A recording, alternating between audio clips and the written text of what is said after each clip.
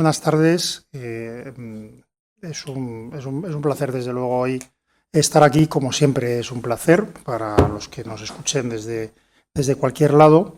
Y quiero dar un saludo en nombre de Lidia Jiménez, la presidenta de la Fundación Universitaria Española, y de su patronato. En este acto de presentación del libro de Rafael Mayoral, que verdaderamente no voy a intentar presentar exhaustivamente, pero porque sería pretencioso y porque es algo que debe hacer, yo creo, solo su autor. Pero sí quiero decir una cosa: yo aquí estoy como casero, como ilustre casero, pero también como representante del patronato de la Fundación Universitaria Española y de su presidente, Lidia Jiménez, pero también como un testigo privilegiado de la presencia aquí y de los pregones que ha habido aquí en algunos casos, y que han proclamado pues personas muy ilustres, algunas de las cuales, por cierto, citas en el libro. Precisamente Alicia Delibes, por ejemplo, presentó aquí inauguró aquí el curso. Aquí ha presentado el catecismo de la Iglesia Católica Joseph Ratzinger, cuando era prefecto de la Congregación de la Doctrina de la Fe. Aquí ha estado Alex del Rosal, a quien citas en el libro. Aquí han estado muchas personas, y algunas de las personas que citas, fundamentalmente las vivas, tengo la pretensión de que también estén aquí. Quiero decir también que todo esto de lo que he sido testigo privilegiado ha sido presentado explícita o implícitamente como una batalla urgente, como libros necesarios, es decir, como aportaciones profundas, pero con vocación de manual ante lo que es una guerra que es una guerra a todo lo importante de nuestra civilización y que estamos perdiendo quizá por incomparecencia. Es un placer que estés aquí.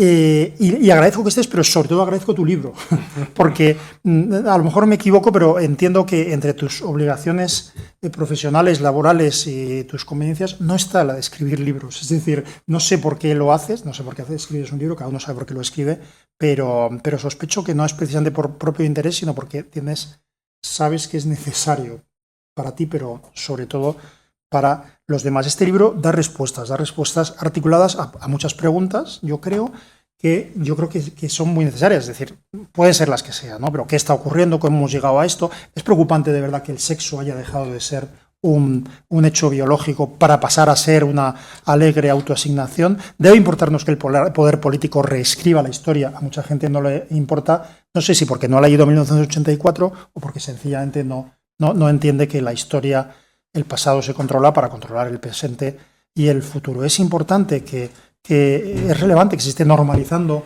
el aborto como un derecho, como citas tú en el libro, que ya es derecho consagrado como tal, por ejemplo, en la Constitución francesa, y para el que se utilizan los mismos argumentos que para el aborto perinatal, cuyos fundamentos prácticamente están aceptados.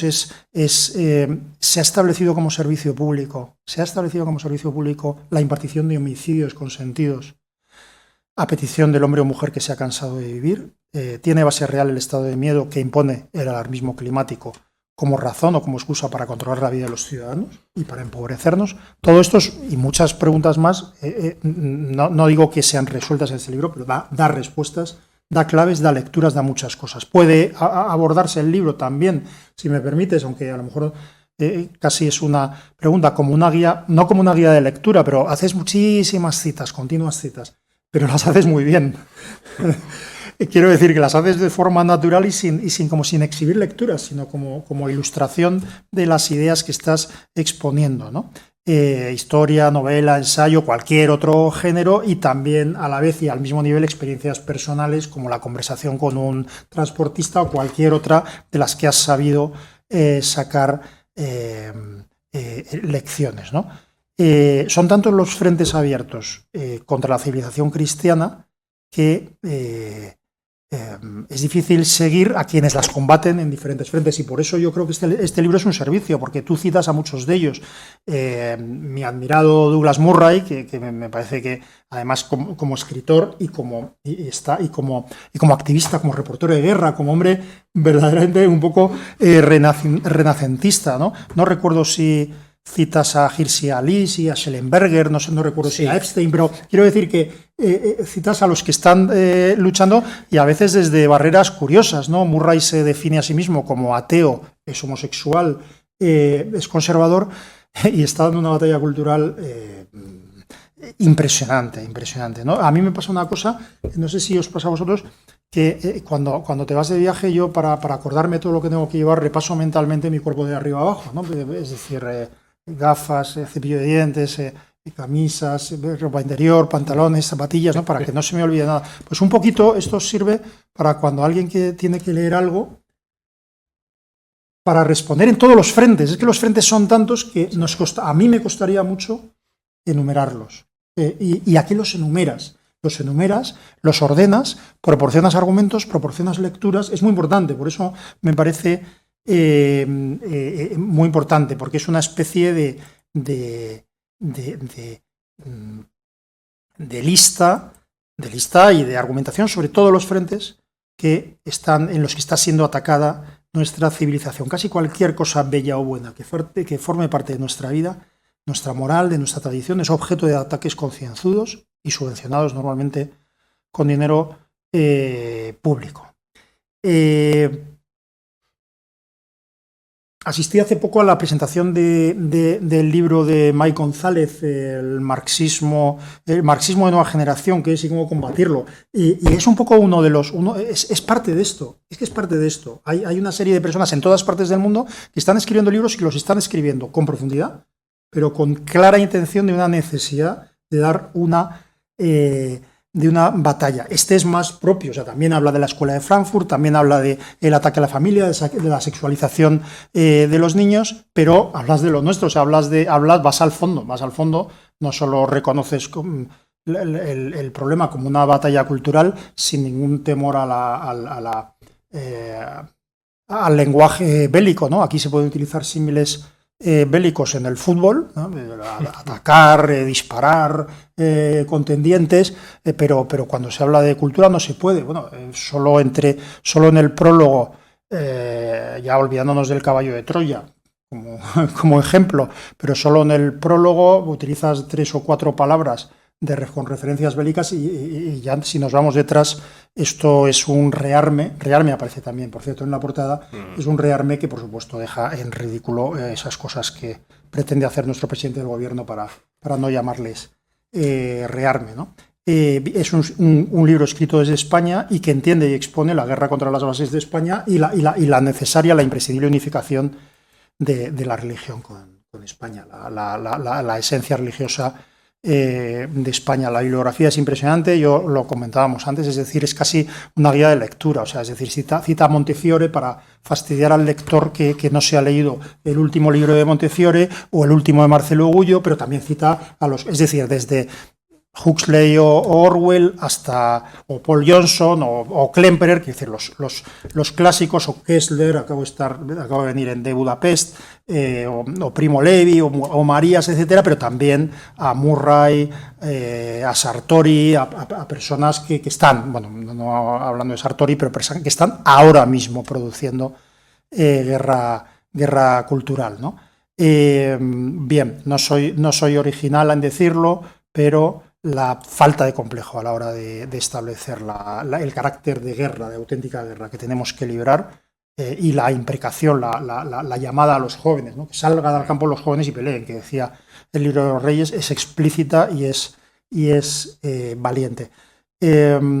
Está escrito por un cristiano, expresamente, que se califica como cristiano, y dirigido a cristianos. Hablas en primera persona con frecuencia, en primera persona del plural muchas veces, hagamos tal cosa, es hora de concienciarse de que somos minoría, lo dices dando a entender, sin explicar a qué somos te refieres. Estás hablando al cristiano, pero eso, por cierto, lo siento también como cuestión, aparte de que me recuerda eso que creo dijo Benedicto, de que la Iglesia prevalecerá, no será excluida, aunque volvamos a ser 12, ¿no? Sí. Es la minoría de la que hablaba, que citas, de la que hablaba Pío XI en 40º año, y expuesta tan brillantemente como siempre por luego tantos años más tarde por Benedicto, ¿no? Entonces, yo lo que sí creo, vamos, no lo sé, es que no quiero entrar nuevamente en tantos aquellos, en ese fenómeno tan extendido de los que no son cristianos. No soy cristiano, no tengo fe, pero me siento identificado con la civilización cristiana. Bien, no sé si está también dirigido a ellos, que yo creo que sí, pero lo que sí yo creo es que cada vez es más está más extendido el fenómeno de personas que vienen de otras culturas o religiones, se descubren la grandeza de nuestra civilización, la civilización cristiana, que es la base, el cristianismo es la base de la igualdad ante la ley y de la igualdad de hombre y mujer, porque eso es la revolución del cristianismo, somos iguales ante Dios, y de muchas otras cosas. Y entonces es cada vez más acusado el fenómeno, más frecuente, del que descubre esas realidades y a partir de esas realidades se convierte el cristianismo, que es la base de esa realidad que ha descubierto. Ayaan Hirsi Ali, hay otros ejemplos recientes, pero bueno, ahora mismo me vienen a la cabeza los clásicos del siglo XX, Chesterton, C.S. Lewis, aunque en el campo anglicano, es decir, personas que a raíz de valorar la civilización descubren la fe que hay detrás, o que le da sentido. Todo esto está aquí, o sea, todo esto no me lo estoy inventando, todo esto me lo ha regalado Rafael, me lo ha regalado, Raúl Mayoral me lo ha regalado. Es decir, entonces, yo no sé para quién es este libro, sé que acompaña a una labor que realizas en infinidad de medios y seguramente por la necesidad propia de proclamar lo que piensas y por la necesidad de lo que ves alrededor. A mí el libro, en cualquiera de los aspectos en que lo abordes, es decir, para un catálogo de ideas, para un relato muy ameno, para una guía de lectura. Yo perdona, pero es que como leo fundamentalmente por envidia, cuando leo un libro que cita muchas cosas brillantes que en algún momento he podido o he querido leer, pues ya me ha hecho un favor el autor, porque me ha hecho poner el libro correspondiente 20 puestos más arriba en la pila, ¿verdad? Pero quien lo lea, de cualquier manera, aunque solo sea para ese recordar qué es lo que tengo que defender y cómo,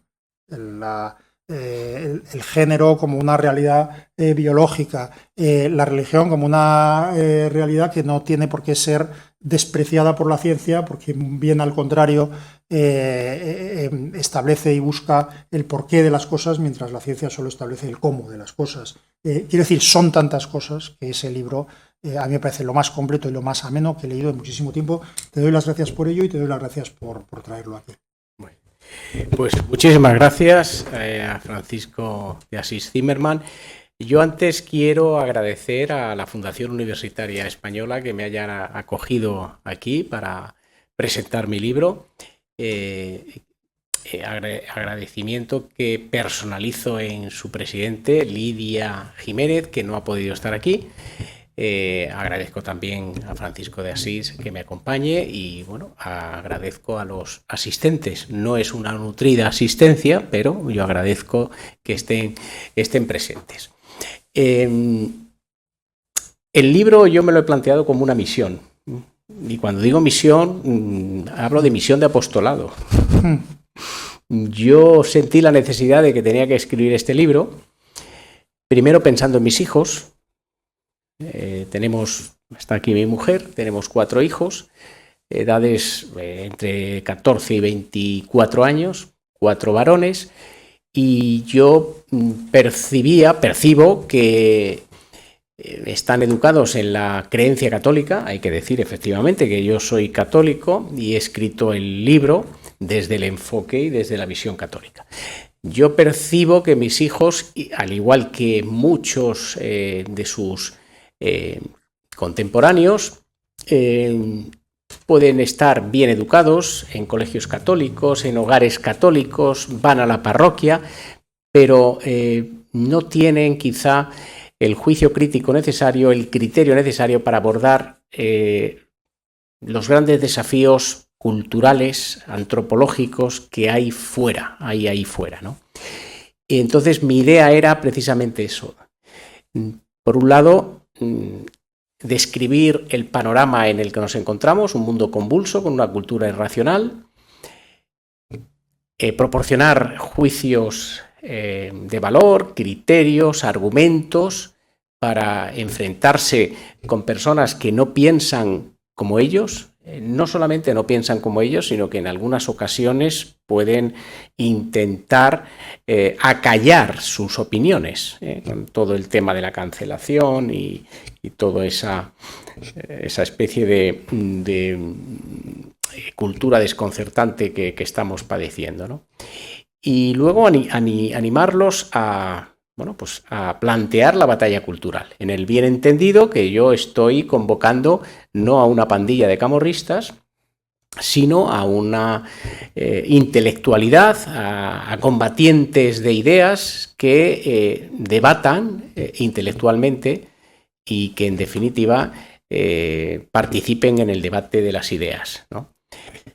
Por lo tanto, repito que esto, cuando me lo propuse como una misión, tengo que decir que encontré respuestas y signos, porque siempre cuento alguna cuestión anecdótica de que mientras se escribía el libro, efectivamente yo cito bastante bibliografía en el libro porque he leído mucho, tengo muchos libros y como no me caben en casa, tenemos un trastero y los libros están en el trastero. Y de vez en cuando yo bajaba al trastero a algo, pues a recoger alguna cosa que necesitábamos en casa y de pronto veía sobre la estantería pues un librito que se estaba cayendo y de pronto iba a colocar el libro en su sitio y de pronto...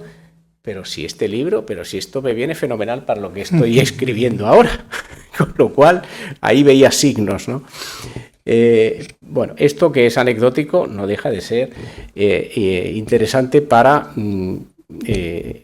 evidenciar que yo estaba en una misión, ¿no? Bien, por otro lado, la cuestión de la batalla cultural...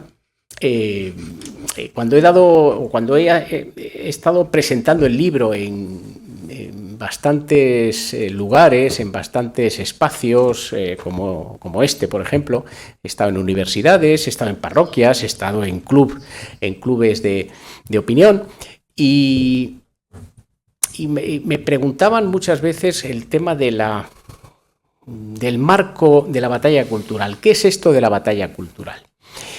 Y yo siempre le decía que el tema de la batalla cultural tiene un inicio que es el lenguaje, la palabra. Nosotros, además, los creyentes, todo empieza la palabra. Lo primero todo fue la palabra, dice el Evangelio.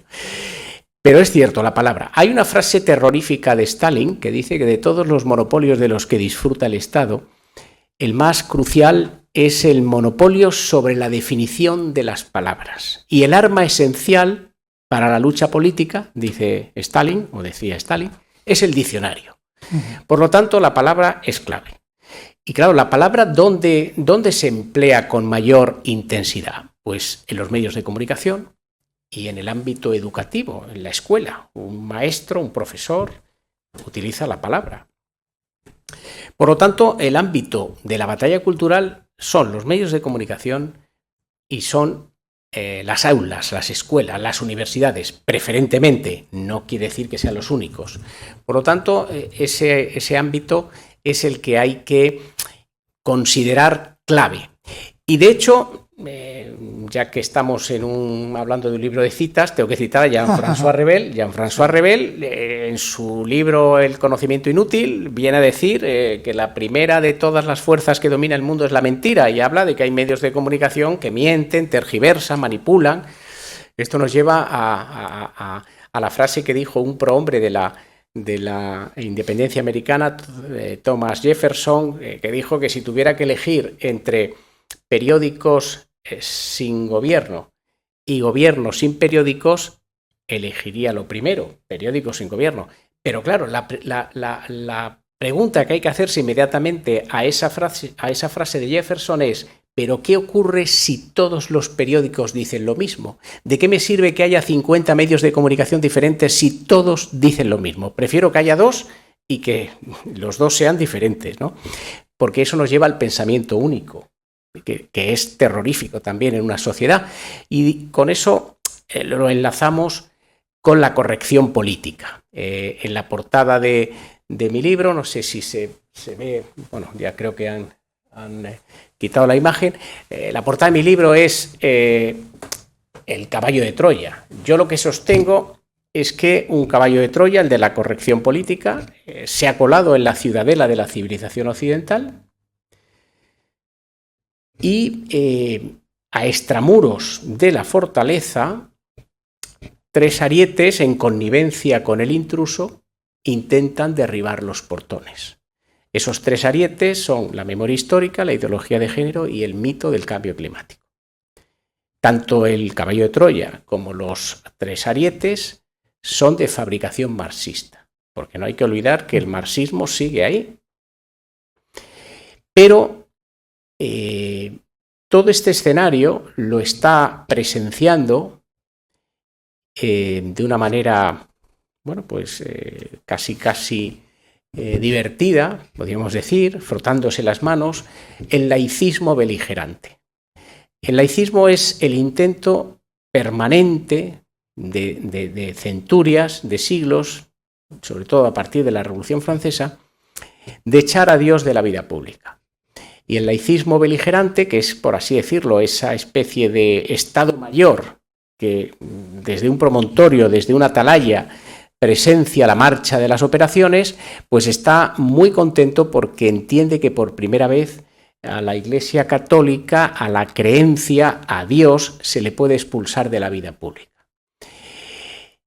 Mientras tanto, los ingenieros sociales que penetraron en la fortaleza a través del caballo de Troya, pues ya empiezan a salir, han abierto la escotilla del caballo y empiezan a salir y empiezan a traficar con mercancías de contrabando, con la intención, bueno, pues de confundir todo el sistema de procreación natural para desvirtuar la familia, con el fin de reescribir la historia, creando un nuevo relato, basándose en que quien controla el pasado puede controlar el futuro, con el fin también de atribuir a la Tierra, al planeta Tierra, a la diosa Tierra, condición de divinidad y crear una nueva religión, lo que yo llamo una religión al revés. Yo utilizo 2 conceptos muy repetidamente en mi libro, que son el de mercancía de contrabando, que luego explicaré qué son, y el de religión al revés o religiones al revés, que también explicaré qué son. Pero vuelvo otra vez a lo que decía antes. El tema de la palabra, el lenguaje es clave porque se encauza a través de los medios de comunicación y a través de la educación. Y de la misma forma que he citado antes a Jean-François Revel y a Thomas Jefferson en el ámbito de los periódicos, de los medios de comunicación, quiero citar también en el ámbito de las aulas, de la cultura, o sea, de lo que es la educación, a una persona, un personaje que falleció en el 2023, hace escasamente 2 años, Jacques Julliard. Jacques Julliard era un periodista, historiador francés de izquierdas, hay que decirlo, socialista, que escribió un libro en 2015 que lo tituló Se acabó la escuela. Denunció en esa obra el estado decadente en que la izquierda había conducido a la escuela en Francia. Y él, siendo de izquierdas, criticaba a sus camaradas, a sus compañeros ideológicos, porque él consideraba que en el mundo de la educación había que ser conservador. Y él tiene una frase también para enmarcar, que viene a decir algo así como que la verdadera batalla cultural no se desarrolla en las elecciones, por lo tanto en el plano político. La verdadera batalla cultural para en definitiva, decidir la sociedad del mañana, y decía él, y la defensa de la civilización occidental, está en las aulas, en la educación. Por lo tanto, esto a mí me confirma que efectivamente la batalla cultural es previa a la política, y todo lo que sea ir a la política sin antes haber librado la batalla cultural está condicionado al fracaso. Pero como Jacques Julliard, año 2023 o 2015, cuando escribe su obra, como Jacques Julliard dijo, también hay un francés que es François Moret, del grupo del movimiento Esprit de Mounier, Maritain, que también tiene una frase que viene a decir algo así.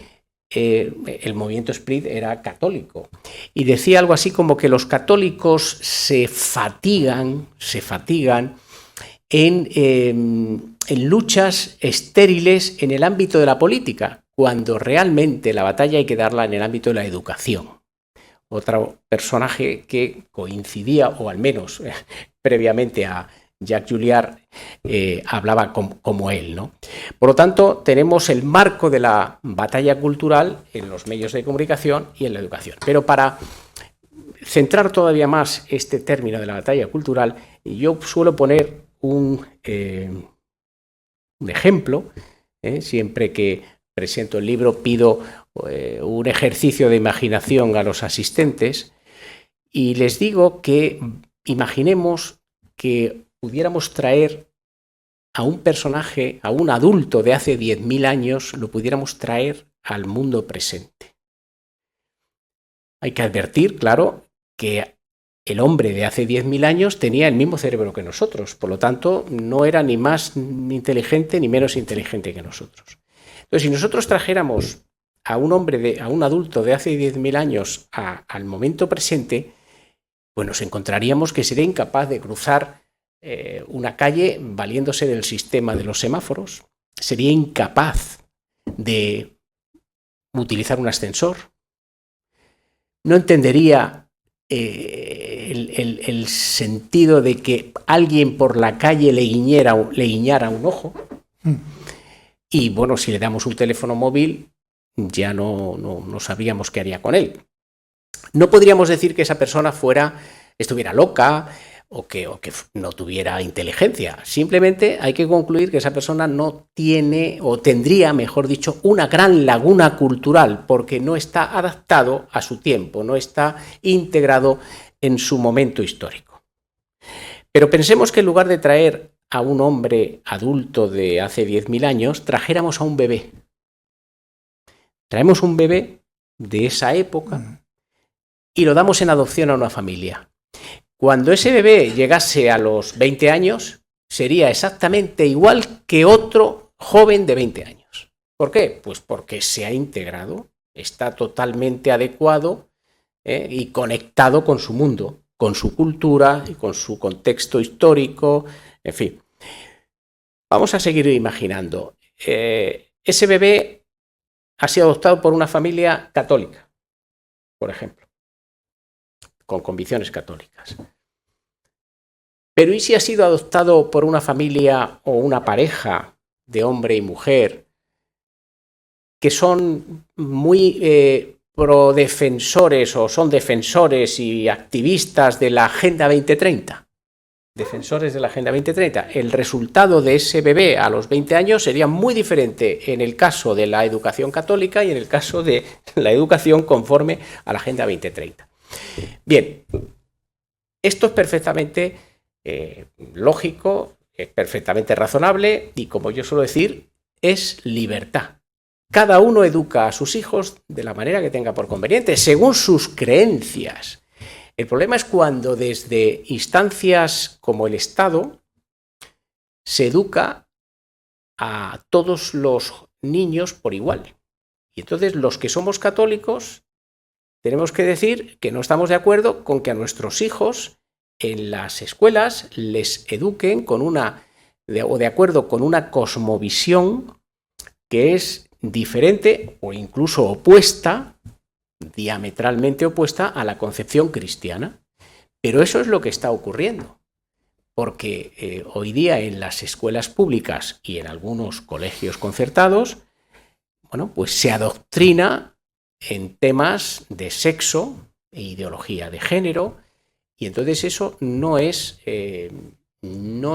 libre, no es razonable. Yo suelo poner un caso muy, no radical, pero muy popular porque la gente lo entiende. Como hoy día el fútbol domina la vida social, yo suelo decir, ¿qué ocurre si a un padre le dicen que a sus hijos, imaginemos que el padre es del Real Madrid y le dicen que a sus hijos en el colegio les están adoctrinando para ser del Barcelona, o viceversa?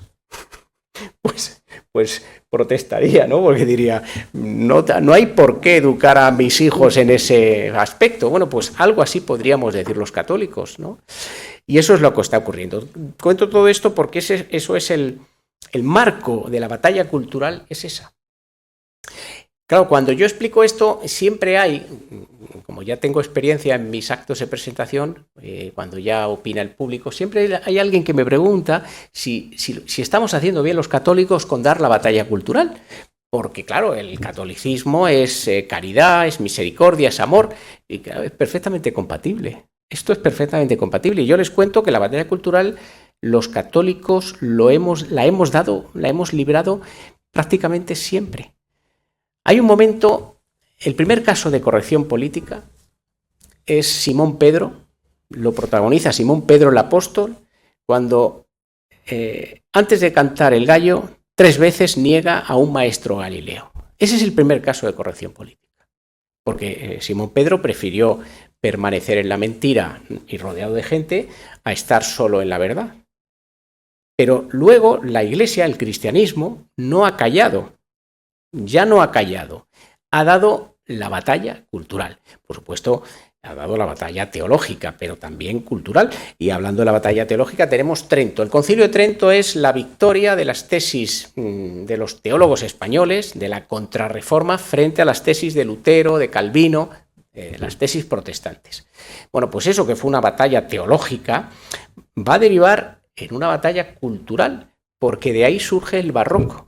El barroco español y el barroco madrileño. Los protestantes decían que las paredes de los templos debían permanecer blancas, como están aquí, porque así el fiel, el creyente, estaba más concentrado en el Señor.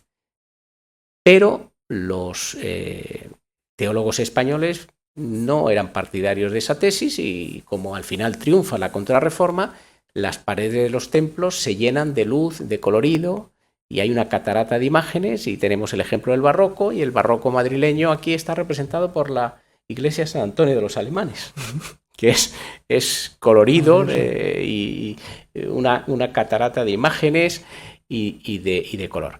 Bien, pues eso es una batalla cultural. Pero batalla cultural es también, por ejemplo, la que se produce como consecuencia de la Ilustración, cuando los católicos franceses tienen que plantar cara a unas teorías, a unas doctrinas que niegan la presencia de Dios en la vida pública y alaban a una razón divinizada. Pues también son combatientes culturales.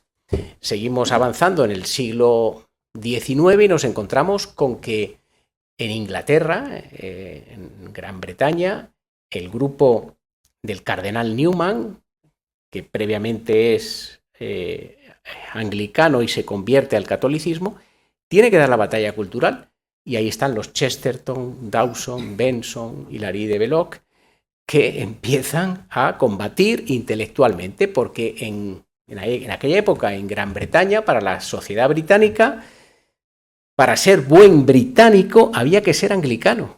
Si eras católico, no eras un perfecto británico, eras un británico de segunda, parecido a lo que luego harán los nazis con los judíos.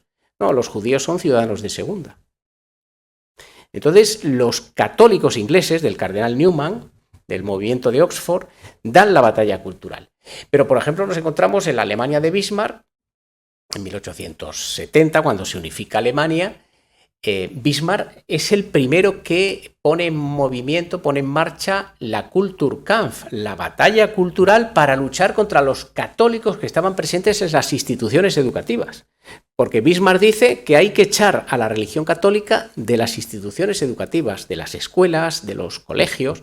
Bueno, pues los católicos alemanes plantan cara y plantean la batalla, y gracias a eso, en las universidades alemanas hay facultades de teología. En España no hay facultades de teología en las universidades españolas. No hay, pero los alemanes sí tienen dentro de sus universidades facultades de teología. Ahí está el ejemplo de Ratzinger, como era profesor en la facultad de teología de no recuerdo ahora la universidad donde impartía sus clases. Por lo tanto, la batalla cultural está siempre ahí. Siglo XX ya, batalla cultural ante los totalitarismos, ante el comunismo, ante el nazismo.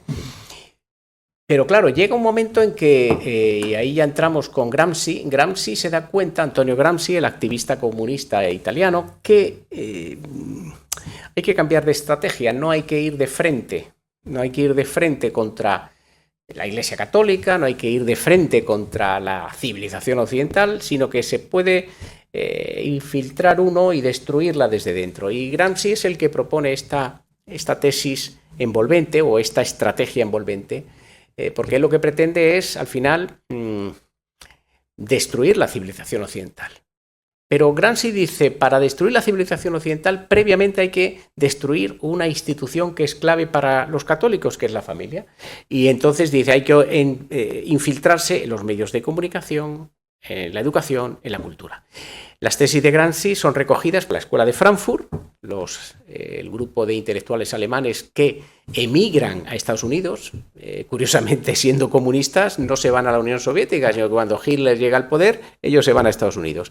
Y ahí encuentran cobijo en las universidades, en algunas universidades americanas, como por ejemplo la de Columbia, y ahí en donde empiezan a desarrollar las tesis de Gramsci. Y bueno, el ejemplo lo tenemos con toda una generación norteamericana, en los años 70, que están, intelectualmente es un desbarajuste lo que tienen. El caso más paradigmático es Kamala Harris. Kamala Harris es de ese cultivo, de ese hábitat, ¿no? Bien, y luego tenemos el mayo del 68 francés, que también es trasladar esas tesis de Gramsci y de la Escuela de Frankfurt al continente europeo. Pero el movimiento sigue. Algunos pensaron que cuando Charles de Gaulle dimitió en aquellos años, después del mayo del 68, que aquello se había acabado, pero no, siguen. Y bueno, pues en eso estamos. Por eso, cuando me preguntan, pero ¿realmente quién es el enemigo? ¿El marxismo? ¿La ideología de género? No, el verdadero enemigo es la masonería. O sea, la masonería es la que pretende echar abajo a la Iglesia Católica y entonces se alía con todo esto, con el marxismo, con la ideología de género, con el nuevo paganismo, el animalismo. El animalismo es un nuevo paganismo. Hoy se protege más a una cría de animal que al feto en el seno materno.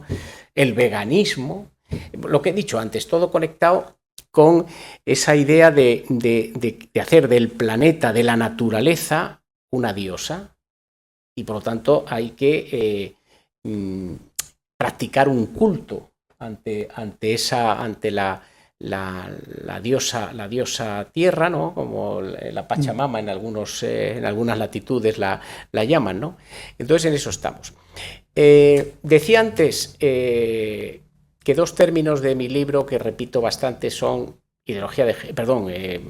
mercancías de contrabando y religiones al revés. Bien, las mercancías de contrabando son, yo lo llamaría ocurrencias, estupideces que hace 50 años no se sostenían y provocaban la risa, pero que hoy en día ahí fuera hay muchos cándidos que las compran. Son mercancías que al final, pues tienen, por así decirlo, su mercado. Entonces, mercancía de contrabando es, por ejemplo, decir que el hombre blanco es racista y además es machista. O mercancías de contrabando es decir que la mujer engendra vida, pero lo engendrado durante los primeros estadios del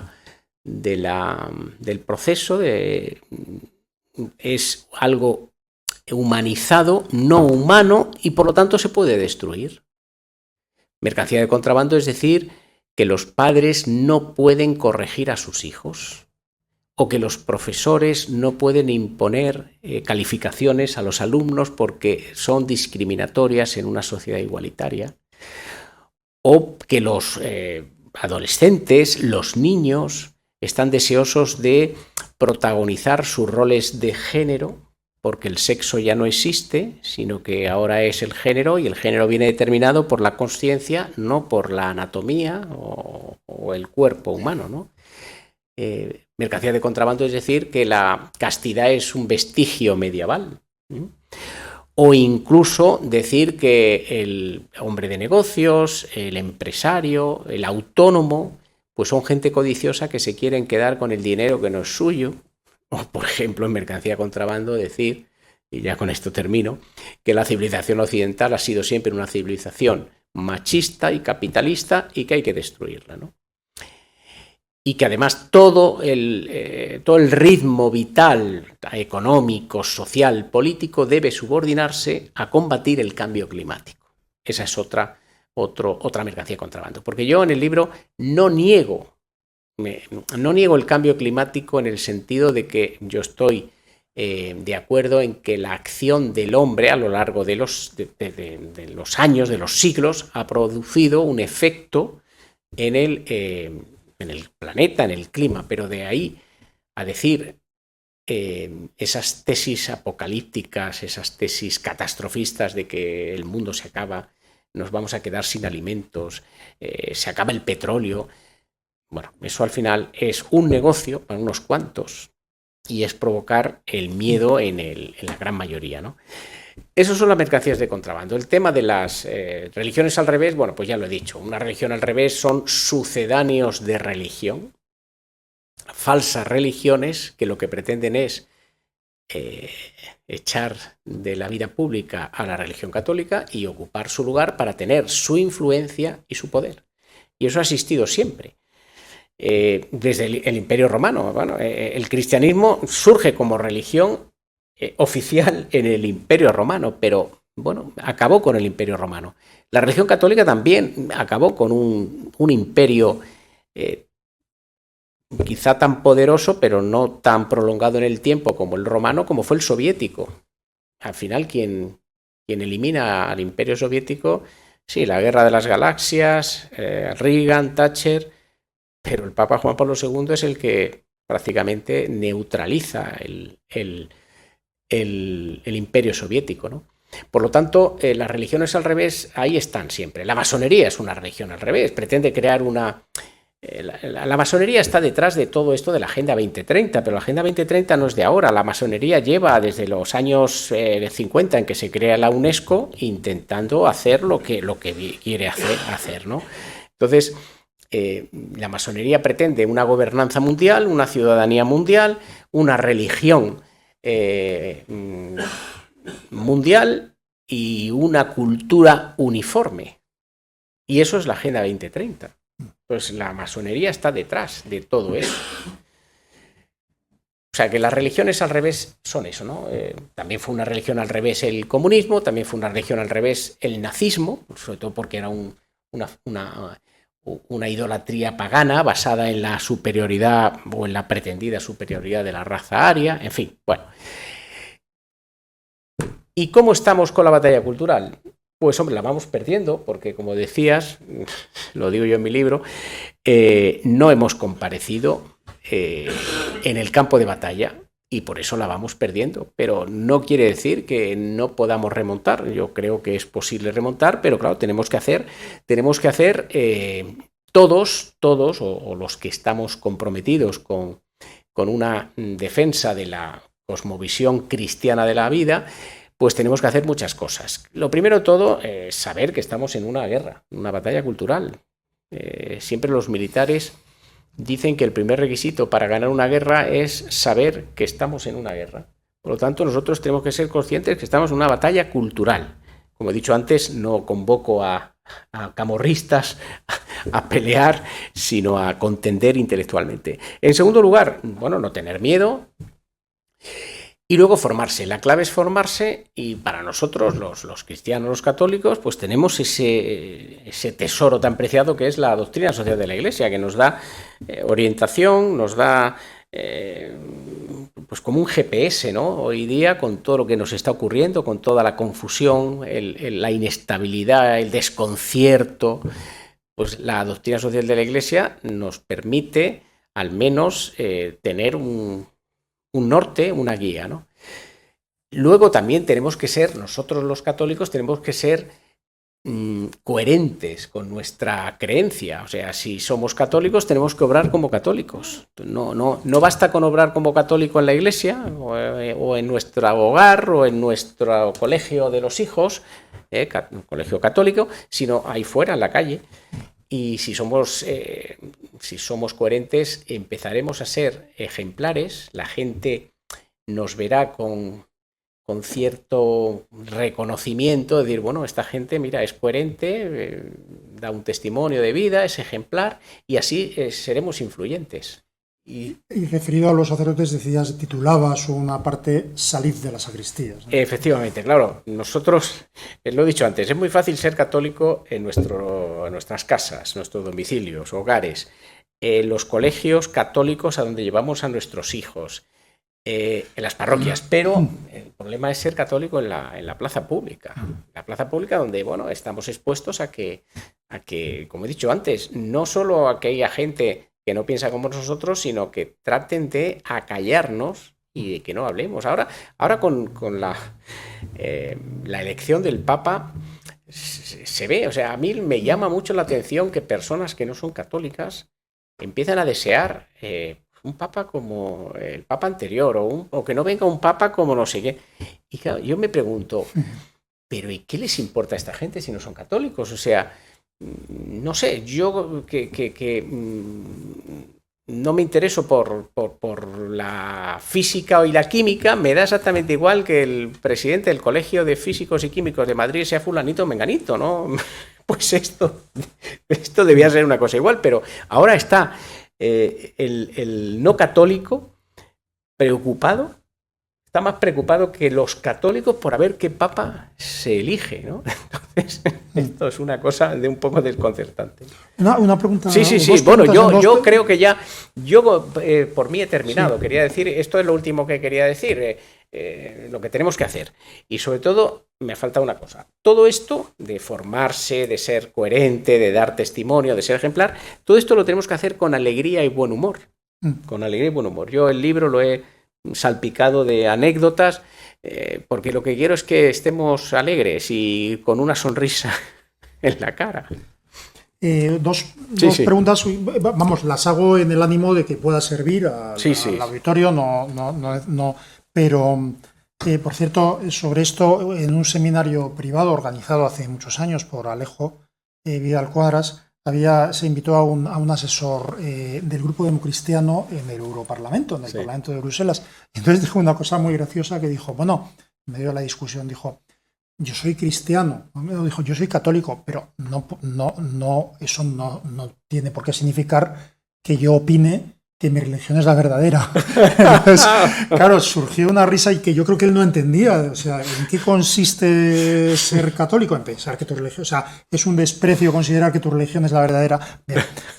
Claro, si no tenemos el suelo donde sentarnos, donde ponernos de pie, no tenemos nada, ¿no? Pero dos cosas, una, yo creo que citas una frase de Solzhenitsyn, bueno, es que las citas son pero repito, no son cansadas, son naturales, son muy naturales, ¿no? Pero citas cuando creo que es Solzhenitsyn el que dice que el lenguaje, que el retorcer el lenguaje y manipular el lenguaje y torcer el derecho son las herramientas del totalitarismo, ¿no? Claro, no hay libro. 1984 es un libro muy popular. Yo creo que es de los pocos libros, digamos, políticos que se ha leído. Y yo no me canso de ver ejemplos de 1984 en el mundo y me siento mal porque creo que solo los veo yo, que estoy un poco ahora. Por ejemplo, una tontería, hay que decir, pero una de las cosas de 1984 no es la más comentada, pero es así, no solo es la manipulación del lenguaje, sino su simplificación. ¿Recordáis que en el INSOC no es bueno, maravilloso, extraordinario, sino bueno, doble bueno, para quitarle. Claro, a ver, sin exagerar, yo tengo hijos, aunque ya han crecido, pero ¿cómo se llama? Los emojis son eso. Es decir, me gusta mucho lo que dices, ha sido sustituido en el lenguaje de nuestros hijos por una sonrisa. No digo que no se pueda poner una sonrisa, pero quiero decir, no hay matices, ¿no? Como eso, muchas cosas. La teoría alternativa del derecho era una cosa, yo digo por la otra parte, que cuando yo estudiaba era una amenaza, pero ahora no es que sea una amenaza, es que es algo lo que está pasando, aceptado e implementado. Esto como cosa establecida, o sea, a la gente le parece que no entiende la idea de la justicia ciega. Si no entiendes que precisamente la justicia, el representarla ciega, es que tienes que aplicarla independientemente del resultado buscado, no has entendido nada. Y se entiende en nombre de la bondad de la justicia. Bueno, y la pregunta, los tres arietes que establece son, en España o en nuestra cultura, son la memoria histórica, la ideología de género, el cambio climático. Yo tengo la sensación, mi problema es que la derecha en general y la derecha católica asume los tres arietes como aliados, no como arietes, y yo entiendo que cuando menos no han entendido las consecuencias inmediatas. Me refiero, independientemente de lo que piense cada uno, en fin, también hay que leer a Epstein y otras cosas, pero del cambio climático y el alarmismo climático, hay una novela muy divertida, muy curiosa de Crichton, que es Estado del Miedo, ¿no? Que es muy ilustrativa. ¿Entiende la derecha española y el catolicismo? ¿Entienden que la ideología del cambio climático implica la justificación moral y política de un gobierno mundial totalitario? ¿Por qué es más importante la supervivencia del planeta que tal? ¿Entiende la Iglesia española, y yo creo que no, y el catolicismo español, que la ideología de género permite ya, con la ley en la mano, cerrar todas las iglesias y cerrar todos los colegios? Ya lo permite, porque en el momento en que un sacerdote diga los creó hombre y mujer o más, ya es una infracción que todavía no se está implementando, pero que ya se ha aceptado.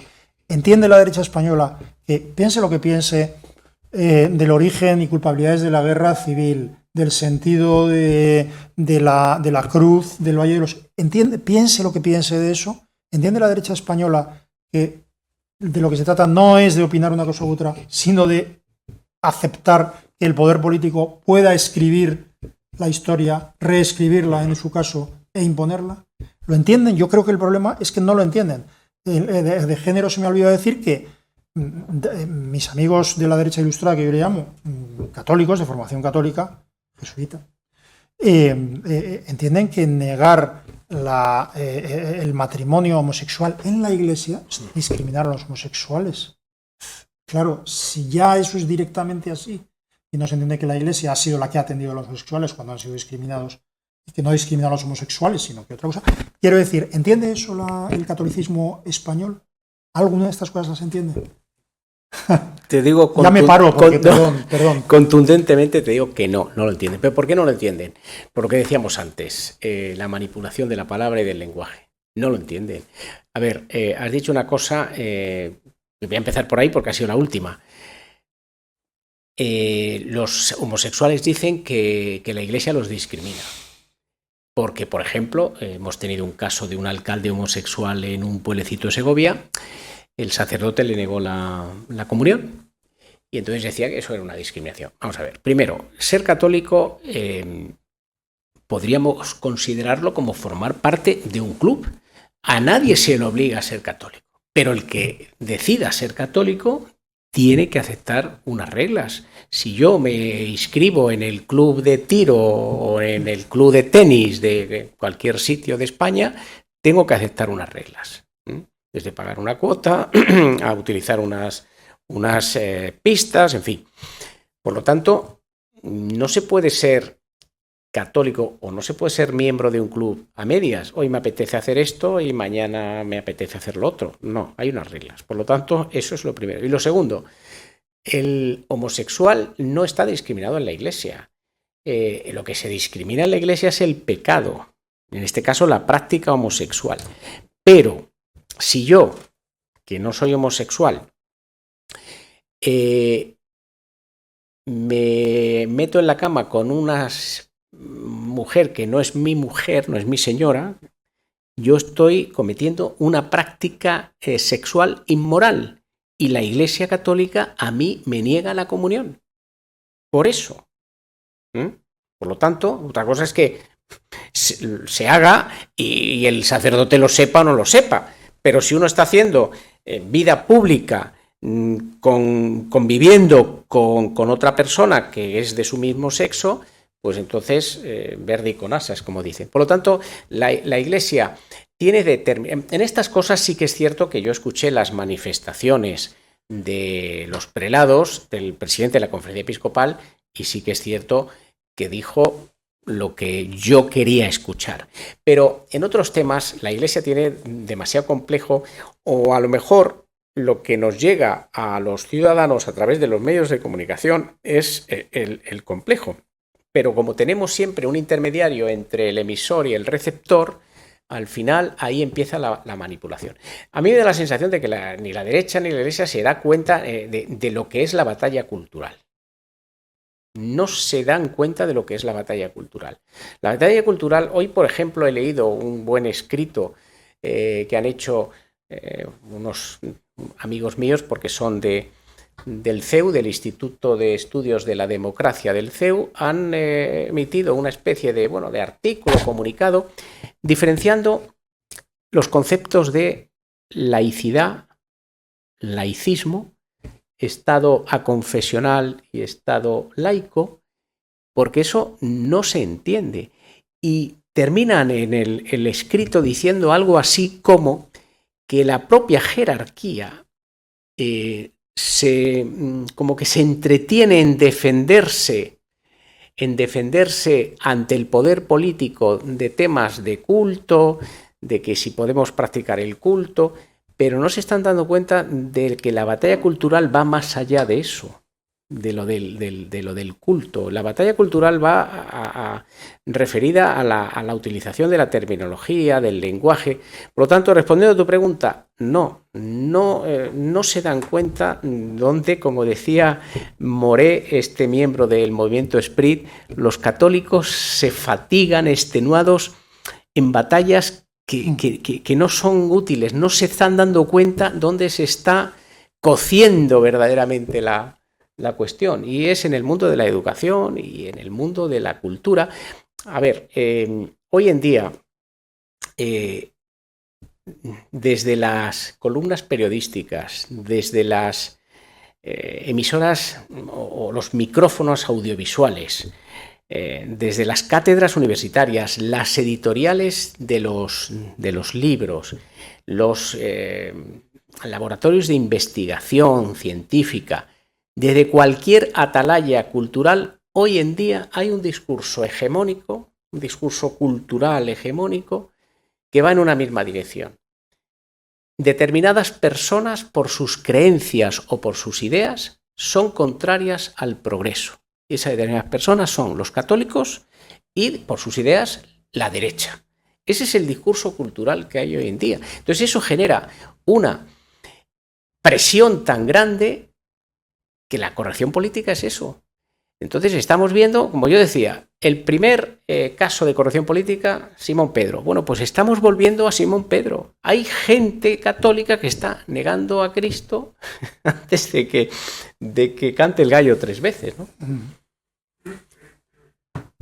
No sé si alguien querría preguntar.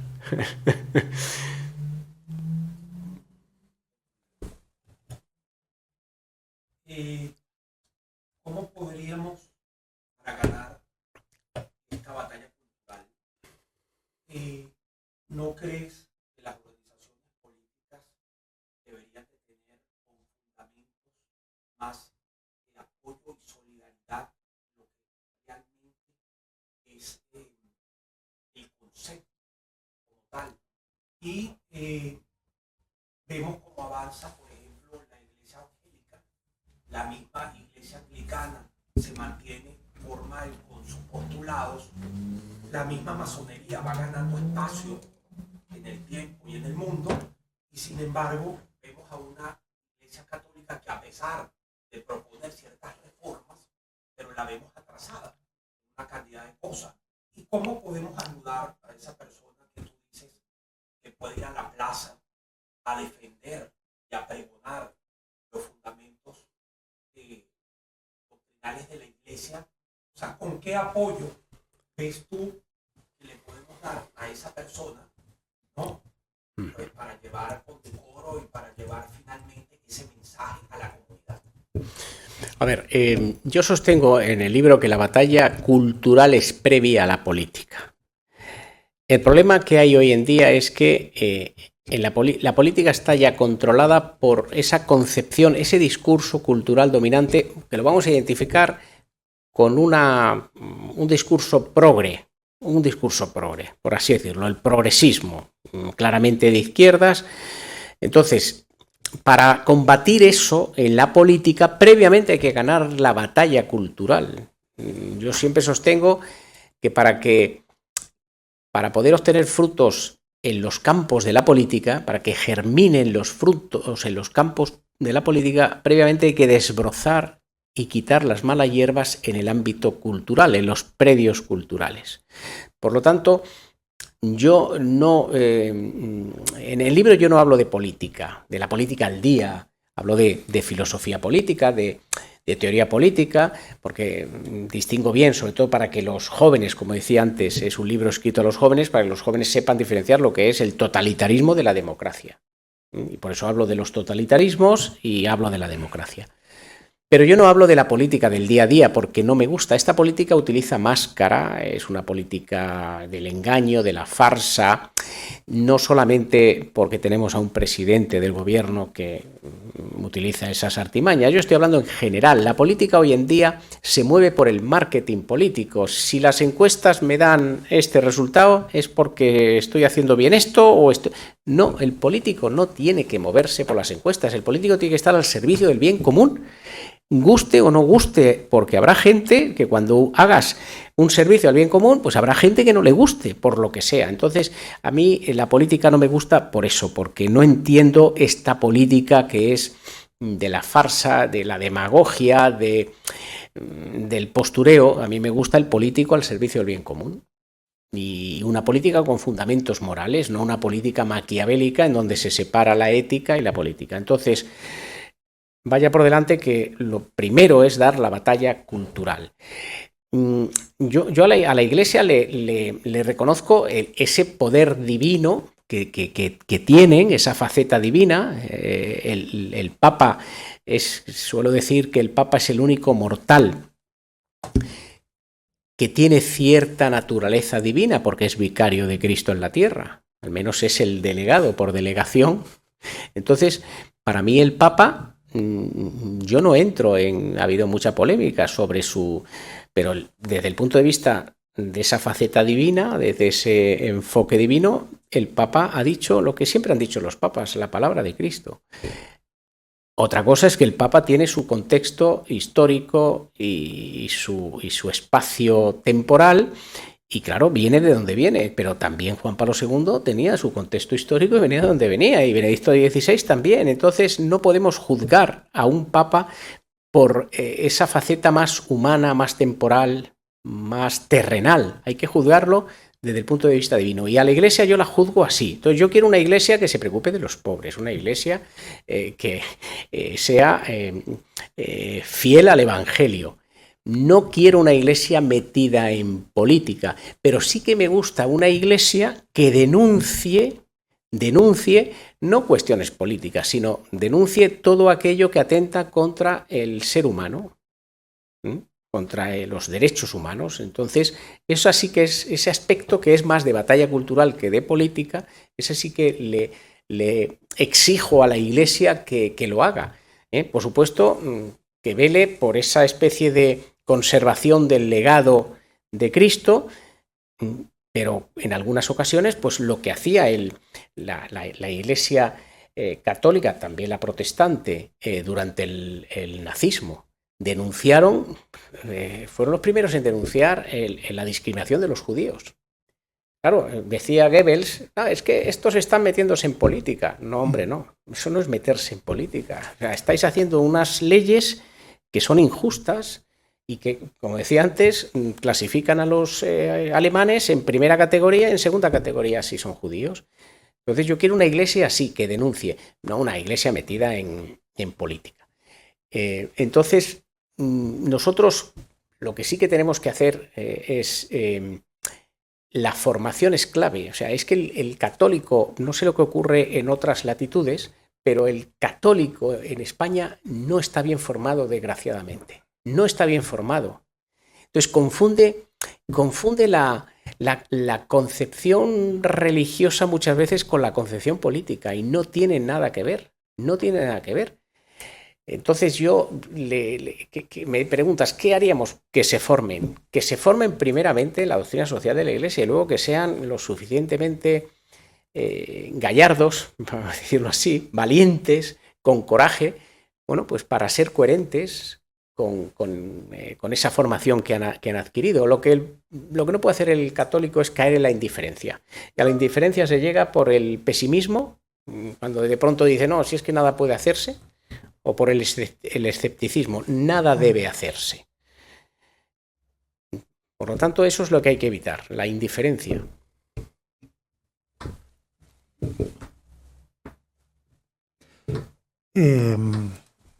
Si quieren comentar algún aspecto, bueno, No, yo ya me he quedado, sí. Sí. Algo transversal, de otra manera no se podría entender. Se habla de sacamos el tema de la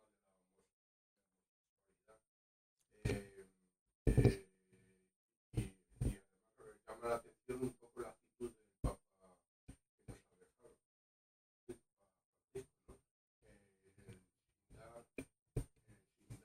Sin dar un criterio de que de alguna manera no se puede juzgar a esas personas que tienen esa tendencia.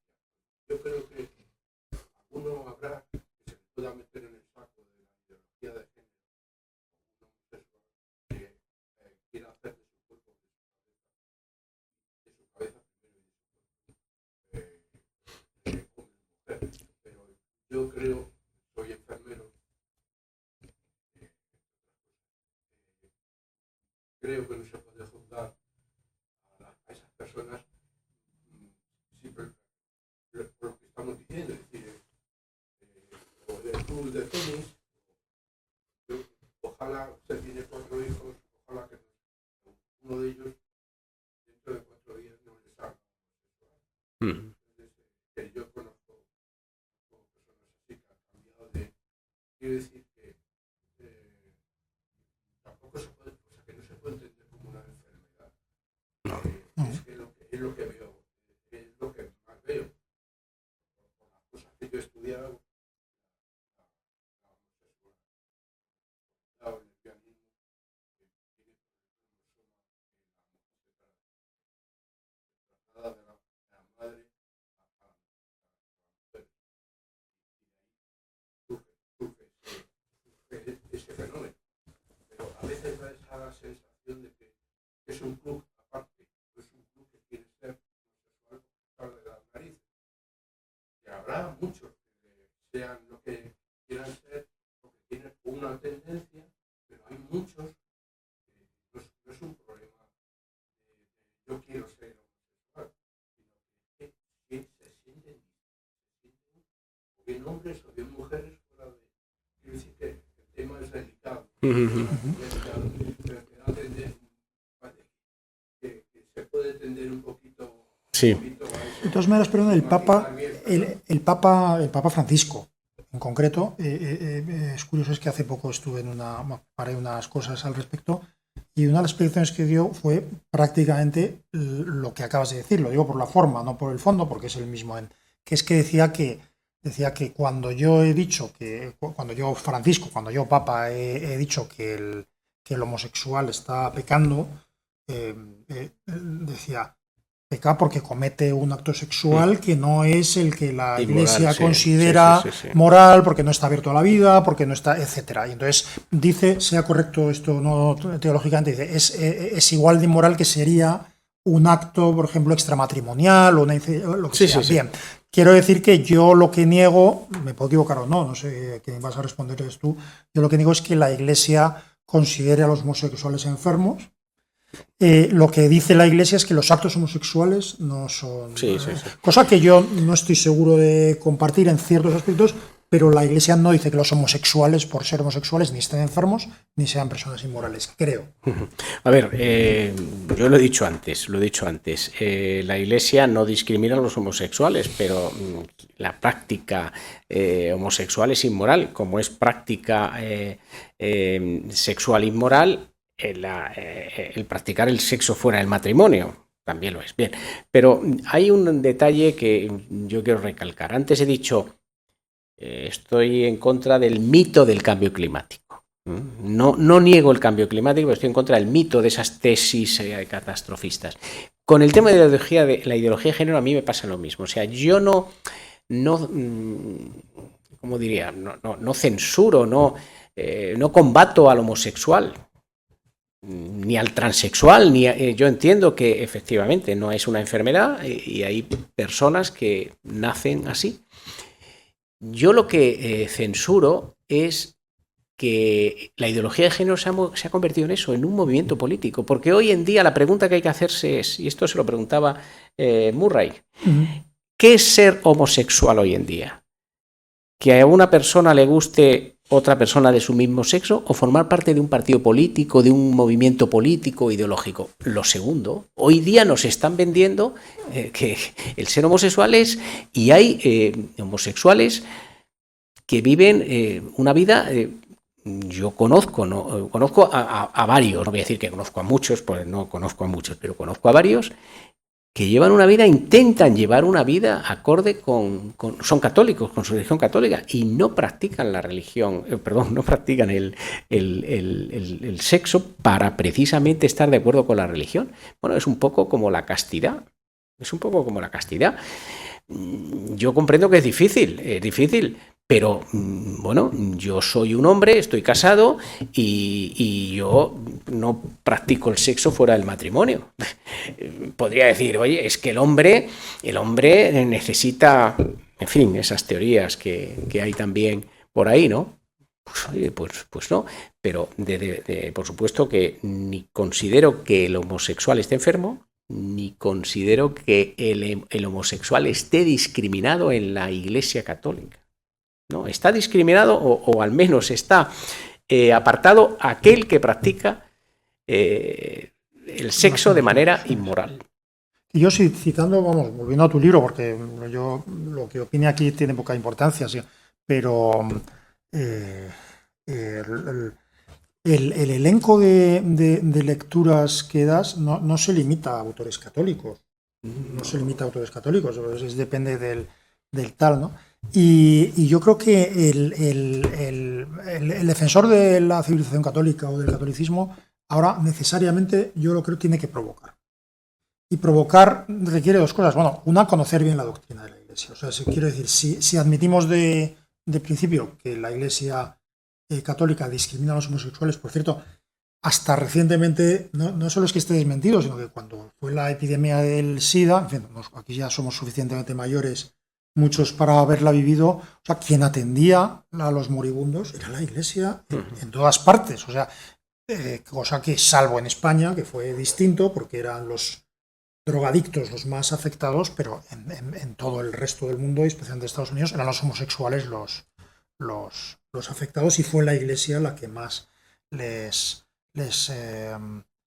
atendió, ¿no? O sea, primero eso, y en segundo lugar,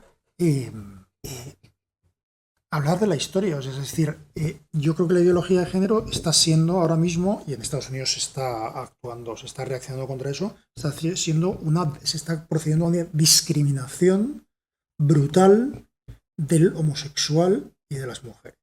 Es decir, la ideología de género ha derivado o ha nacido en eso. Es decir, en fin, esto hay que leer a Schrier o a cualquiera, porque es que hay, pero la disforia de género, que en España, por cierto, tenía un tratamiento, Carmen Álvarez, la propia gerente de esta fundación, hizo hace tiempo unas entrevistas, hace mucho tiempo, sobre el tratamiento, sobre el protocolo de tratamiento de la disforia de género en los hospitales españoles. Bien, pues eso se ha volado. La disforia de género afectaba aproximadamente a un 75% de niños, y en un porcentaje muy pequeño, no recuerdo si era el 0,01%, y ahora afectan mayoritariamente a niñas en un porcentaje muchísimo alto y con fenómenos de contagio grupal. Lo que se está convirtiendo es a personas con orientación sexual todavía no determinada por adolescencia, a personas con problemas de integración, a personas, etcétera, se les está convirtiendo en transexuales. Y a homosexuales o a personas con tendencias homosexuales se les está convenciendo de que están en un cuerpo equivocado y se les está induciendo a la automutilación, ¿no? Y en el caso de las mujeres, la reacción en Estados Unidos ha sido muy grande. Aquí no es que los telediarios dicen lo que dicen, pero la prohibición radical del abuso de los hombres biológicos en los deportes femeninos ha puesto a todo el deporte profesional. Sí. Tal, ¿no? Quiero decir que decir eso, pero hay que decirlo. O sea, yo critico a los miembros de mi iglesia. Pero lo hago donde quiero hacerlo y cuando no es una cosa política. Quiero decir, cuando no tiene una utilización política, ¿no? Porque son personas, todos somos personas. Ahora, yo creo que donde se está discriminando a las mujeres, a los transexuales y a los negros es con estas ideologías. Hubo una entrevista antes, al final del primer mandato de Trump, creo recordar que era con Joe Biden, con un comisario de policía al cual le dijo, creo que fue Joe Biden, le dijo, pero usted no es negro. Y entonces el comisario de policía, que era, en fin, un negro bastante negro, decía, ¿cómo dice usted? Bueno, entonces dice, claro, usted no es negro porque usted es conservador. Un lapsus de Biden. Si fue un lapsus freudiano. Porque no, le estaba diciendo la realidad. Usted no es negro, porque ser negro, porque tú lo has dicho, ser homosexual no es que te gusten los hombres. Ser homosexual es tener una tendencia política que obligue a una acción política en la que en las escuelas se promueva la homosexualidad como opción sexual equivalente a cualquier otra. Es decir, uno dice, ¿qué prefiero?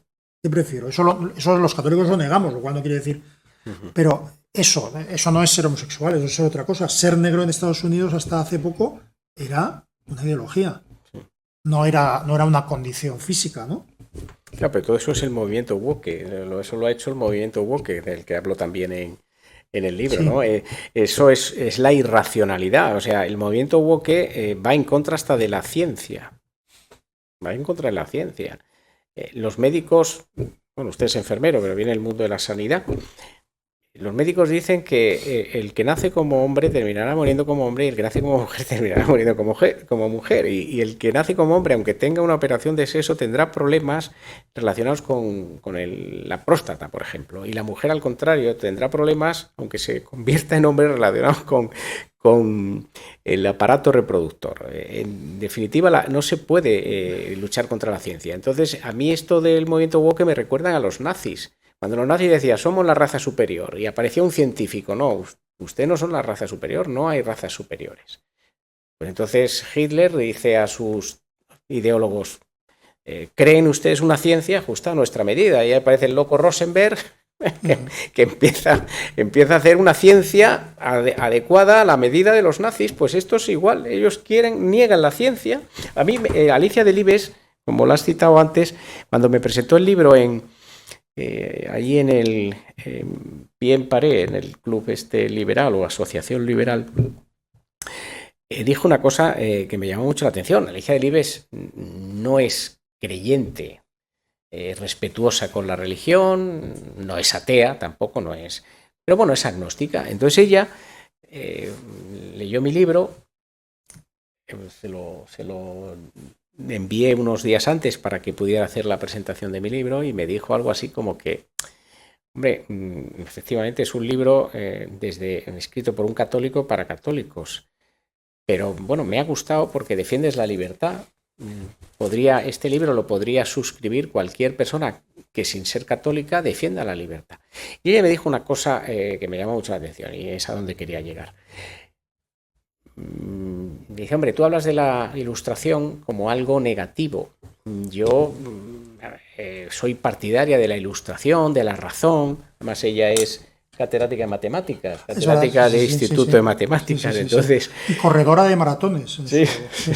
Entonces ella decía eso, que es que para mí la Ilustración, la razón, pues, pero me dijo, ¿sabes quién se está cargando la Ilustración y la razón? Porque tú la criticas de una manera que yo entiendo que la critiques como católico que eres, pero es que quien se está criticando ahora a la Ilustración es el movimiento woke, que se niega a razonar, decía ella, se niegan a razonar. Si eso es lo peor que le puede pasar al ser humano, negarse a razonar. Y el movimiento woke es así, o sea, no puedes razonar con ello, no puedes dialogar, porque en el momento que le dices, pero entra en razón, no, si es que tu razón no es mi razón, entonces ya... Sí, yo tengo una hija de 25 años, pues que es una lectora ávida, como el autor, y entonces, claro, el razonamiento es un poco estremecedor, porque lo que manifiesta ella es que en los grupos de amigas, sobre todo de amigos que tiene de izquierdas, que son mayoritarios, bueno, sería matizable, pero en los grupos de izquierdas que tiene, no se leen libros sobre cuestiones, digamos, ideológicas, filosóficas, morales, y la unidad de razonamiento es el vídeo de TikTok. Y no es broma. ¿Sí? Estamos hablando de un nivel de personas formadas, ¿no? Es decir, leer un libro de quien sea, es decir, de Paglia, leer un libro de quien sea sobre cualquier tema que no sea controvertido porque se da como verdad oficial, no es planteable en esa edad. Es el problema, no leen. No leen. Mis hijos pues no leen. De hecho no lo he contado, pero lo cuento ya y terminamos. El libro nace porque yo solía escribir, lo dejé para escribir el libro y no he vuelto a retomarlo. Yo escribía una columna de opinión en un digital todas las semanas, en el diario El Imparcial. Y bueno, pues como pasa hoy en día con el teléfono, el WhatsApp te permite enviar ese artículo a mucha gente. Yo se lo enviaba a mis amigos, mis conocidos, pero también a mis hijos. Entonces, pues les comentaba, ¿hoy habéis leído mi artículo? Pues no se lo leían. Estoy hablando de los dos mayores, que tienen 24 y 22 años. Y entonces ya un día me dijo uno de ellos, si es que nosotros no leemos, nosotros escuchamos a los... ¿cómo se llaman? Los podcasts de YouTube, no tanto el TikTok, sino el YouTube, podcasts serios de personas serias, porque hoy día ya en el YouTube hay gente que hay gente seria. Pues muchas veces podemos pensar que en YouTube está gente marginal, pues hay gente seria. Y entonces me decía eso, oye, pues papá, lo que tienes que hacer es este artículo que has escrito, haz un vídeo, lo grabas y lo mismo que has escrito ahí lo dices en 2-3 minutos en YouTube. Dice, ábrete un canal en YouTube. A mí me sonó eso un poco a... Lo vas a hacer, por supuesto. Pero, no, lo hice. Entonces lo hice y el canal existe, está ahí, de vez en cuando hago cosas, se llama Libercast, porque él me dijo, tienes que emplear el término cast, de podcast, tiene que ser...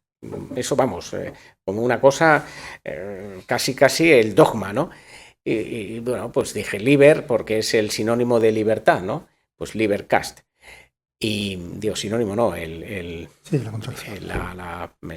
sufijo de libertad. Y entonces lo abrí. Y entonces empecé a grabar vídeos, ahí está, Libercast. Entonces los titulé Pregón de Combate. Pregón de Combate 1 sobre la ideología de género, Pregón de Combate 2 sobre el cambio climático. Y al final, después de 10 pregones, a lo largo de 15 o 20 días, pues dije, voy a escribir el libro. Entonces el que me dio el empujón del paracaídas fue mi hijo con esto, ¿no? Pero ellos mismos lo reconocen, que no leen. Una pena, porque la lectura no es solamente eso de que te vades y conoces mundo, porque es cierto, puedes conocer mundo, sin salir de tu casa conoces mundo leyendo, sino también conoces la ortografía, conoces cómo se escribe, la manera de expresarte. En fin. Sí, yo el uso de, para terminar, contar una anécdota, con mis hijos, los hijos que ya no utilizan el teléfono tampoco, en realidad, lo utilizan más bien como WhatsApp y como mensajes de voz, bueno, pero yo tengo un chat familiar, de los pocos chats que tengo, y entonces cada vez que me escribían algo, les respondía, no sé qué palabra, con tilde en la O porque es aguda. Sí, hijo, voy a venir esta tarde. Les corregía sin más, muy simplemente respondiéndoles, ¿no? Entonces mi hija me confesó, me dije, papá, a tildar, a acentuar las palabras, a tildar, no aprendí en el colegio, aprendí en el WhatsApp cuando respondías, pero las reglas de acentuar son tres, no es muy complicado y tal, pero por ejemplo, yo creo que efectivamente esos formatos les llegan, y yo sí quiero contar, por ejemplo, que este fin de semana estuve en la gran sinagoga de Budapest, y además de mi experiencia personal, que me pareció maravillosa, lo que percibí, lo que me di cuenta, es que mi hija le había impresionado, y le anima a conocer lo que ahora mismo también es otro tabú, ¿no? Que es la historia y la admiración por el pueblo judío, ¿no? Y hay lugares mágicos, o bueno, mágicos, no sé si es la palabra en realidad, que bueno, pero que esa experiencia es, desde luego, es importante. Gracias por venir, es decir, hoy hemos estado en familia, otras veces eso no es así, se debe a circunstancias variadas, pero les agradezco a todos y cada uno que hayan venido. Desde luego a mí, ya solo el hecho de haberme, entre comillas, obligado a mí mismo a leer ese libro me ha parecido extraordinario. Esta es tu casa, tenlo claro, y es también la suya. Muchísimas gracias a todos. Gracias. Bueno, pues nada, un placer.